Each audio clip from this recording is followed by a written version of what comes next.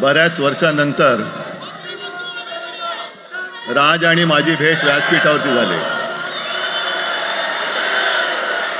आता पंचायत अशी आहे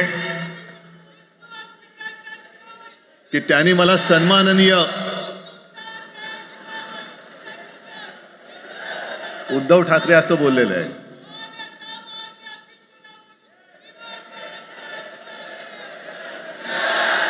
ठीक आहे. आणि साहजिकच आहे की त्याचंही कर्तृत्व आपण सर्वांनी पाहिलेलं आहे.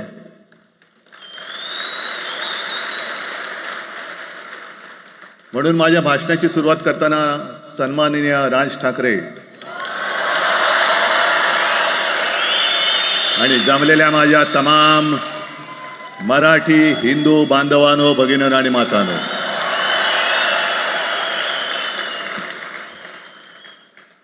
अप्रतिम मांडणी राजनी केलेली आहे. माझ्या भाषणाची काय आवश्यकता आहे असं मला वाटत नाही, कारण आजच्या कार्यक्रमाची घोषणा झाल्यानंतर साहजिकच आहे सगळ्यांचं लक्ष हे आज भाषणाकडे आहे. पण वैयक्तिक मला असं वाटतं की आज आमच्या भाषणांपेक्षा आमचं एकत्र दिसणं हे महत्वाचं आहे. सर्वप्रथम इकडे समोर सगळेजण बसलेत, ज्यांनी ज्यांनी मराठी भाषेसाठी पक्षभेद विसरून एक मराठी माणसाची वज्रमूठ दाखवली, त्या सगळ्यांना धन्यवाद देतोय. दीपक पवार पण त्याच्यात आहेत, सगळेच आहेत, मुणगेकर साहेब आहेत, सुप्रियाताई आहेत, सगळेच आहेत. कोणाकोणाची नाही, महादेवराव बसले. महादेवराव आपल्याला सुद्धा बऱ्याच वर्षांनी पाहिजे. काय वेळेला काय जानकर बी अंजान होते, असं होतं. पण एक गोष्ट नक्की की आमच्या दोघांमध्ये जो काही अंतरपाठ होता तो अनाजी पंतांनी दूर केला.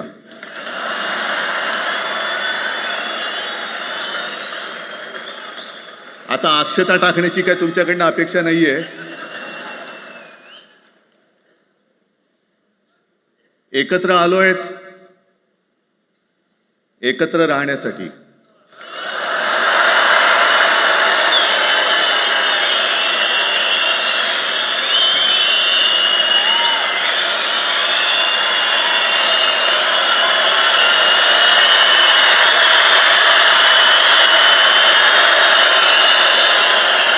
आणि मला कल्पना आहे, आज मला कल्पना आहे की अनेक बुवा महाराज हे बिझी आहेत. कोण लिंब कापतंय, कोण टाचण्या मारतंय, कोण गावी जाऊन अंगारे दुपारे करत असेल, रेडे कापत असतील.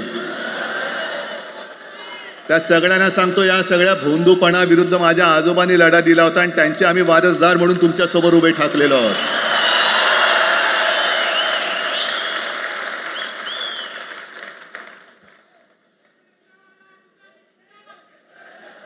नाही, सगळं आपणच करून ठेवलेलं आहे.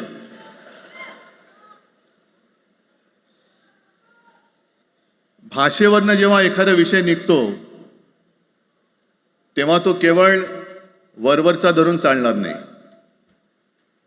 मधल्या काळामध्ये अगदी दोघांनी, म्हणजे मी काय राजनिक आणि आपण सगळ्यांनी या नतद्रष्टांचा अनुभव घेतलेला आहे. वापरायचं आणि फेकून द्यायचं. आता आम्ही दोघं मिळून तुम्हाला फेकून देणार आहोत. आजपर्यंत वापर करून घेतलात. अरे डोक्यावरती जर का शिवसेना प्रमुख नसते तर तुम्हाला ओळखत कोण होतं या महाराष्ट्रामध्ये? कोणत्या भाषेत बोलत होतात? अगदी राज, तू सगळ्यांची शाळा काढली, मला एका प्रश्नाचं उत्तर पाहिजे, मोदींची शाळा कोणती? सगळ्यात उच्च शिक्षित आहेत.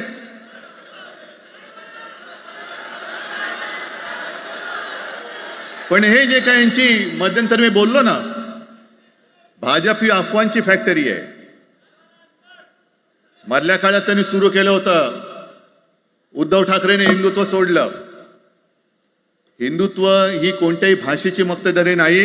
आम्ही अस्सल मराठी बोलणारे तुमच्याही पेक्षा जास्त कडवट कट्टर देशाभिमानी हिंदू आहोत. तुम्ही काय आम्हाला हिंदुत्व शिकवताय? अरे 92-93 साली जेव्हा जे काय घडलं, देशद्रोही मातले होते, तेव्हा मुंबईतल्या अमराठी लोकांना सुद्धा हिंदू म्हणून माझ्या शिवसैनिकांनी, शिवसेना प्रमुखांच्या शिवसैनिकांनी व मराठी माणसांनी वाचवलेलं आहे.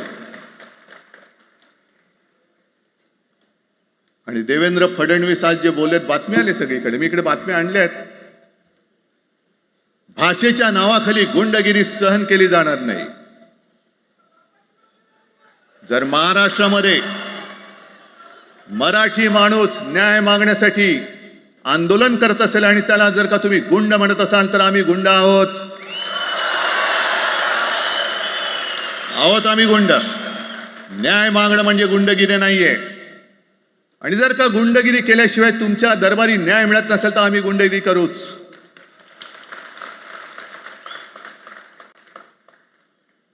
पण हे सगळे राजकीय वाडगे, देवेंद्र फडणवीसांची आजचं वक्तव्य म्हणजे मला संयुक्त महाराष्ट्र चळवळीच्या वेळेला सखा पाटलांनी केलेलं एक वक्तव्य आठवते. हे असेच तेव्हाचे, जो दिल्लीत बसतो त्याचे पाय चाटणारे इथले राज्यकर्ते असतात, ते त्यांना मी बाडगे म्हणतोय.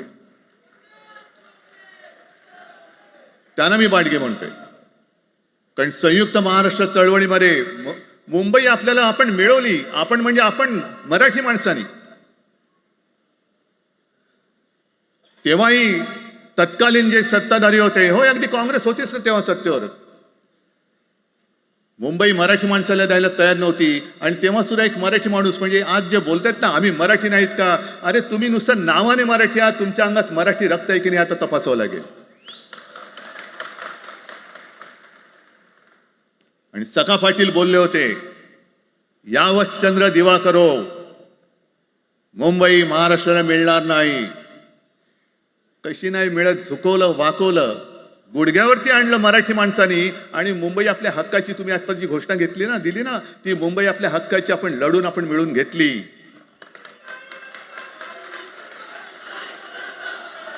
कशासाठी हा सगळा तुम्ही घोळ घालतात? पण याच्या मागे मी जे माझ्या डोक्यात जो एक विचार आहे, पटतो की नाही बघा. हे यांचं सध्या जे काय चालू आहे, म्हणजे आधी आपल्याला सुद्धा वाटलं होतं.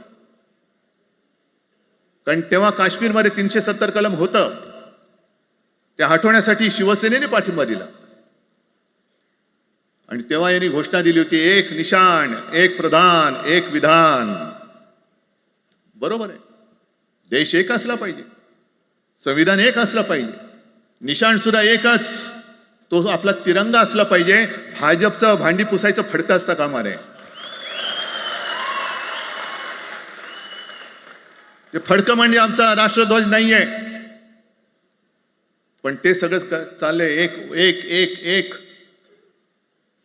त्याच्यानंतर आता नवीन एक टुमणं काढलं, 1 नेशन 1 इलेक्शन.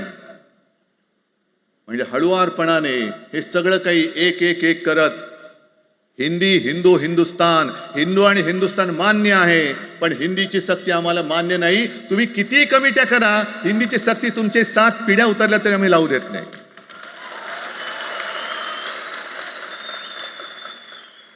मग एक फेक नरेटिव्ह पसरवायचं.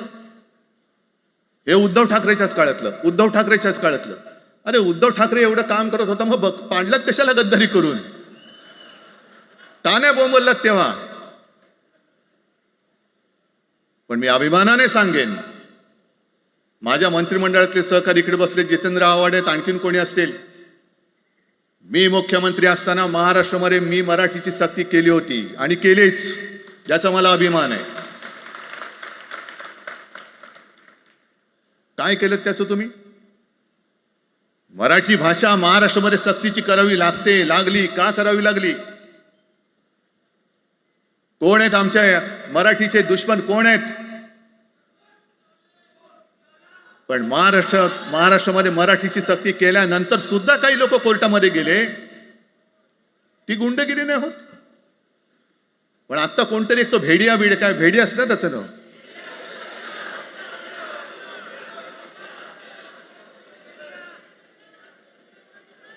ही यांची सगळी पिल्लावळ आहे.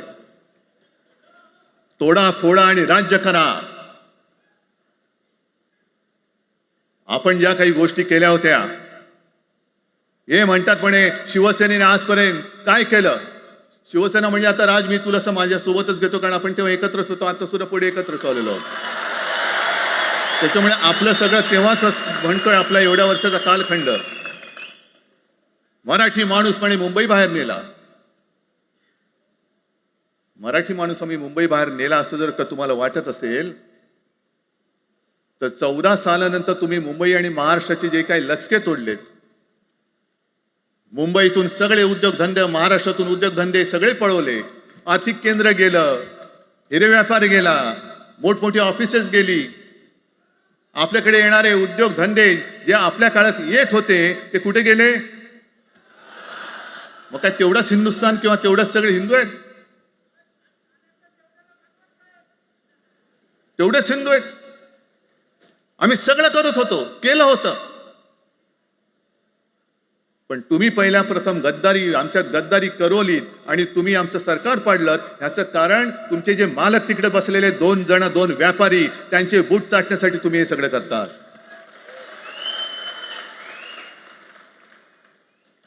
हे इतक्या वर्षाचं सगळं सहन करत करत करत आपण आलो. आपल्या डोळ्या देखत सगळे लचके तोडले जात आहेत. आपल्या दोघांनाही भांडवलं जात आहे आणि नतद्रष्टा आपल्या डोक्यावरती बसतायत. किती काळ सहन करायचंय? प्रत्येक वेळेला काही झालं की भांडाभांडी लावायची. आता सुद्धा तेच होणार. म्हणजे आम्ही एकत्र येणार, आल्यानंतर निवडणुकीपर्यंत एकत्र राहतील का? सत्ता प्राप्ती, काही जण म्हणतात की यांचा मराठीचा नाही, महापालिकेचा आहे. अरे नुसता महापालिकेचा नाही, तर आमच्या महाराष्ट्राचा आहे. आम्ही महाराष्ट्रात सुद्धा काबीज करू.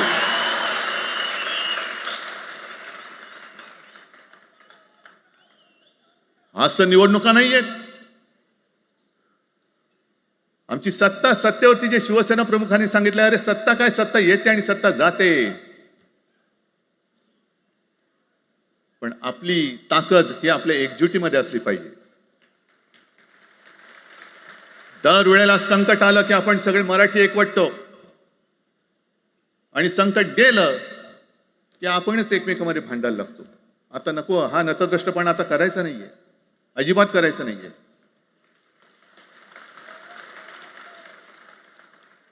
कारण गेल्या विधानसभेत त्यांनी जे काय केलं, बटेंगे तो कटेंगे. आपल्याला काय वाटलं होतं की हिंदू मुसलमानांमध्ये करतायत. हिंदू मुसलमान तर केलंच,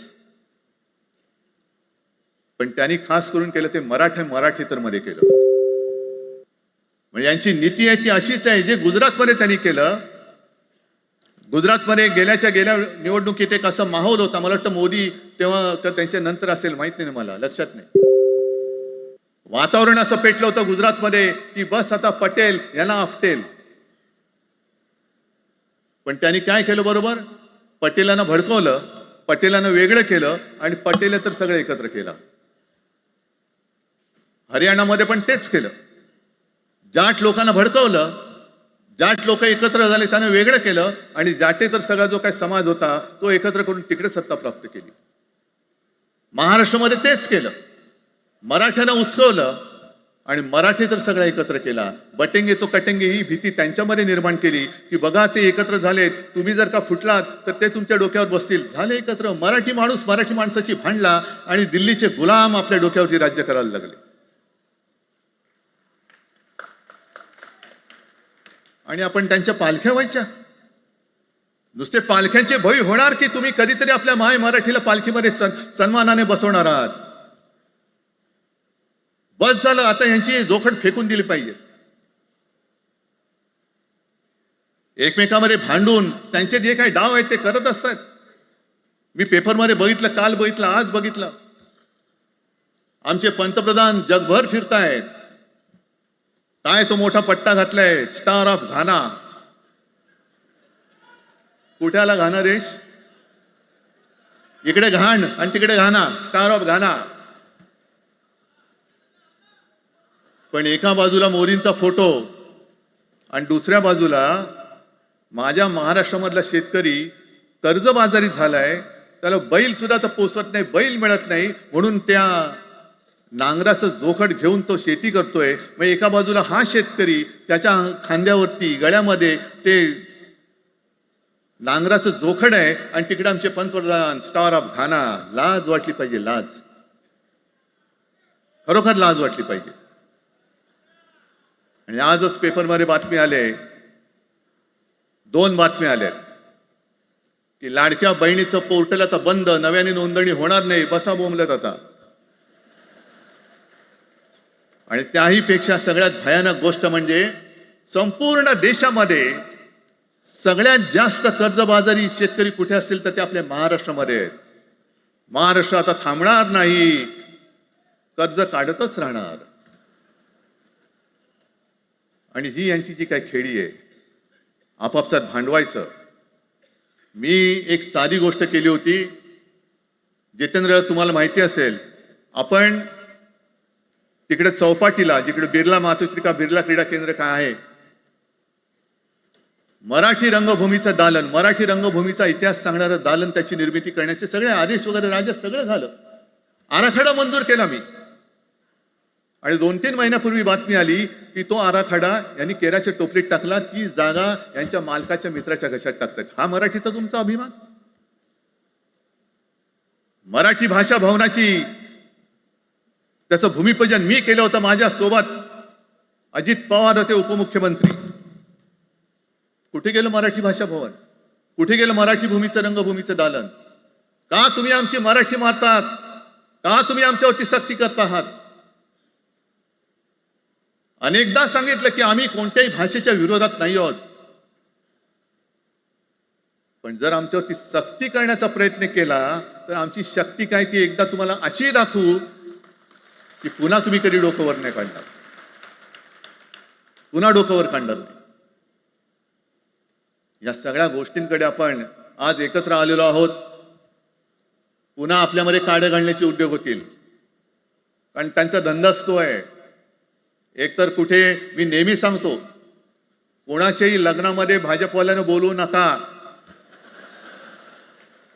येतील मस्त श्रीखंड, बासुंदी, पोळ्या बिळ्या खातील आणि त्याला नवरा बायकोत भांडण लावून दुसऱ्या लग्नात जेवायला जातील. बरं, एवढं केलं तरी बरं, नाही तर त्या पोरीलाच पळून घेऊन जातील. कारण ह्यांचं स्वतःच असं काहीच नाहीये. कोणत्याही लढ्यामध्ये कधी भाजपा नव्हता. अगदी संयुक्त महाराष्ट्राच्या चळवळीमध्ये सुद्धा भाजप हा सगळ्यात शेवटी आला आणि 57ची निवडणूक झाल्यानंतर सगळ्यात पहिल्यांदा बाहेर पडला. हे जनसंघ, तेव्हा त्यांचा जो राजकीय नाव होतं जनसंघ, यांच्याकडनं आम्ही देशाभिमान शिकायचा, यांच्याकडनं आम्ही महाराष्ट्राचा अभिमान शिकायचा. आणि आम्ही आपापसात भांडून यांना सगळं काही बहाल करून टाकायचं. या सगळं विकून टाका, सगळा सत्यानाश करून टाका. अरे, आपली मुंबईच्या शिंदड्या उडवल्या जात आहेत. अख्खी मुंबई कोणाच्या घशात घालतायत? कोणाच्या? बघत बसायचं सगळं. म्हणजे आज सगळ्यात जास्त जर कोणी जमिनीचा मालक मुंबईमध्ये असेल तो यांच्या मालकाचा मित्र आहे, अदानी. कोणाची जागा? कोणी रक्त सांडलं? कोणी रक्त सांडलं? कोणी? ते हुतात्मा स्मारकाला वंदन करताना सुद्धा आपल्याला लाज वाटली पाहिजे. अरे, त्यांनी तर रक्त सांडलं, बलिदान केलं, पण त्यांनी रक्त सांडून मिळून गेलेली मुंबई जर का आपण राखू शकणार नसू तर आपल्याला लाज वाटली पाहिजे, शरम वाटलं पाहिजे. म्हणून त्या रक्ताची शपथ घेऊन मुंबई आणि मराठीच्या रक्षणासाठी आपल्याला उभं राहायला पाहिजे. ठीक आहे, असतील, होते मत, पटली होती, पटले नसतील, पण याच्या पुढे मराठी आणि महाराष्ट्र धर्माचं रक्षण करणं. आमचा हनुमान चालीसाला विरोध नाहीये, पण मारुती स्तोत्र आम्हाला का विसरायला लावताय? मारुती स्तोत्र आहे ना, भीमरूपी महारुद्रा. आमचा जय श्रीरामला विरोध नाहीये, पण भेटल्या म्हटल्यानंतर राम राम हे म्हणणारे आम्हीच मराठी. हे तुम्ही आता जय श्रीरामची घोषणा द्यायला लागलात, पण जय जय रघुवीर समर्थ सांगणारे समर्थ रामदास त्यावेळेला आमचे होऊन गेले. त्यांनी आम्हाला पहिल्यांदा रामाची भक्ती शिकवली. त्याच्यामुळे यांचा काही आगा नाही, पिछा नाही. राजकारणातले हे व्यापारी आहेत, वापरा आणि फेका. तो एक गद्दार काल एक बोललाय, जय गुजरात.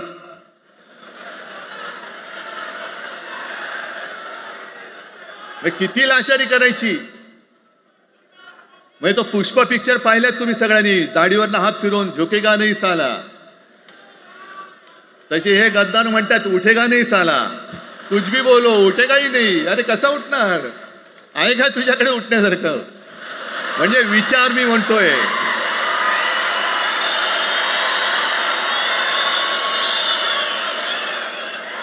अरे विचार वगैरे मी म्हणतोय.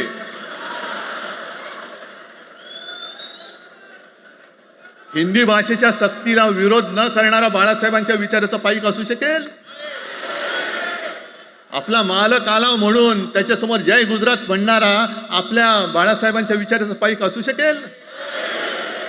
मग आता जे मला वाटतं कुठल्या एबीपीचं होतं ना, उघडा डोळे बघा नीट. डोळे उघडलेत, पण आता जर का डोळे उघडले नाही तर पुन्हा कधी उघडण्याची वेळ येणार नाही, कायमचे मिटून जातील. आत्ताच डोळे उघडा, आत्ताच जागे व्हा. आणि आता आलेली जाग जर का जाणार असेल तर मग मात्र स्वतःला मराठी आईची मुलं म्हणू नका, अजिबात म्हणू नका. आणि शिवसेना प्रमुखांनी जे काही शिकवलं, एक तर कोणावर अन्याय करू नका, पण तुमच्या अंगावर जर का कोणी हात उगारला तो हात जागेवरती ठेवू नका.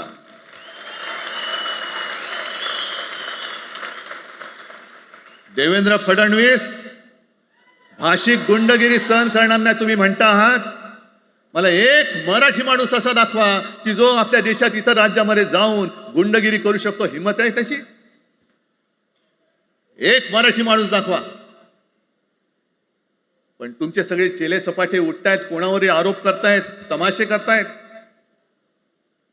अरे कोणताही मराठी माणूस किंवा कोणताही भाषिक इतर प्रांतीय भाषेत तिकडे गेला, राज्यात गेला आणि दादागिरी करण्याचा प्रयत्न केला तर उभा चिरून टाकतील तिथली लोक. बंगालमध्ये जाऊन बघा, तमिळनाडूमध्ये जाऊन बघा. मग आम्ही आमच्या घरामध्ये आमच्या न्याय हक्काची गोष्ट केली, बरं कोणाशी भांडतो आम्ही? इथे सुद्धा काही अमराठी आले असतील, जसं राजने सांगितलं तसे आपले सगळ्यांचे अमराठी अनेक मित्र आहेत. पण त्यांच्यामध्ये आम्ही गुण्या गोविंदाने नांदतोय. मग हे गुण्या गोविंदाने नांदले, एकत्र राहिले तर आपली पोळी कशी भाजली जाईल? म्हणून तुम्ही आमच्या एकजुटीमध्ये विषाचा खडा टाकतात. हे सगळे तुमचे डाव आता उघड झालेले. तुम्ही वाटेल ते करा, पण मी आज महाराष्ट्राला आवाहन करतोय, म्हणजे विनंती करतोय की यापुढे कोणत्याही पक्षाचे आपण असू, जसं संयुक्त महाराष्ट्र समितीच्या वेळेला मराठी माणसाची एकजूट झाली होती, तशी एकजूट जर का आपण सगळ्या पक्षांनी मिळून, अगदी भाजप मधल्या मराठी माणसांनी सुद्धा त्याच्यामध्ये आलं पाहिजे.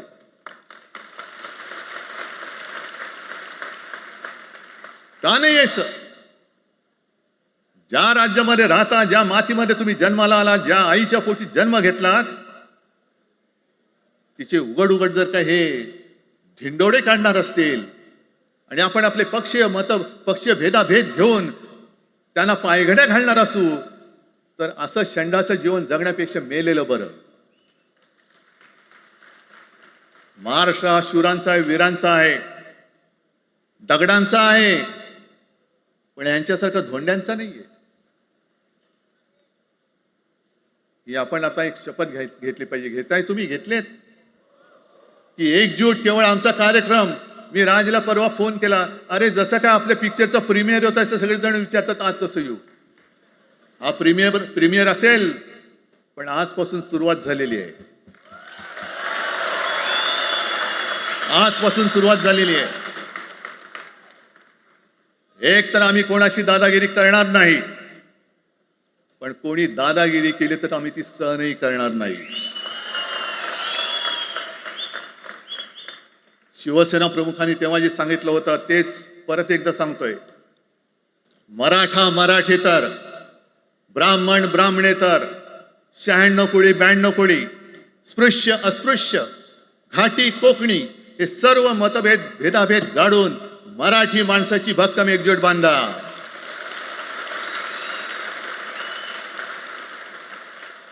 आणि शेवटी एक आवाहन करतो, हे सगळ्या मराठी माणसांना आणि मराठी प्रेमींना आहे.